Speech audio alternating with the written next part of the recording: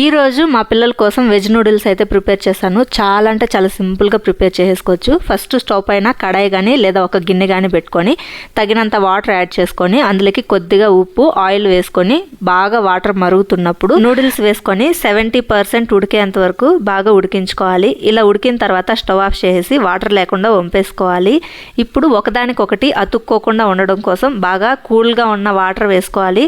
తర్వాత స్టవ్ పైన ఇంకొక కడాయి పెట్టుకొని అందులోకి కొద్దిగా ఆయిల్ వేసి ఆయిల్ బాగా హీట్ అయిన తర్వాత కట్ చేసి పెట్టుకున్న క్యాప్సికము, ఆనియన్, క్యాబేజీ, క్యారెట్ ముక్కలు వేసుకొని స్టవ్ని హై ఫ్లేమ్లోనే పెట్టుకొని బాగా ఫ్రై చేసుకోవాలి. ఇవి బాగా ఫ్రై అయిన తర్వాత ఉడికించి పక్కన పెట్టుకున్న నూడిల్స్ని కూడా వేసేసి ఒకసారి మొత్తం అంతా కలిసే విధంగా మిక్స్ చేసుకున్న తర్వాత red chilli sauce, soya sauce, vinegar, రుచికి తగ్గట్టు ఉప్పు, కొద్దిగా బ్లాక్ పెప్పర్ వేసుకొని మరొక 5 నిమిషాల పాటు బాగా మిక్స్ చేసుకున్నామంటే ఎంతో టేస్టీగా ఉండే వెజ్ నూడిల్స్ రెడీ.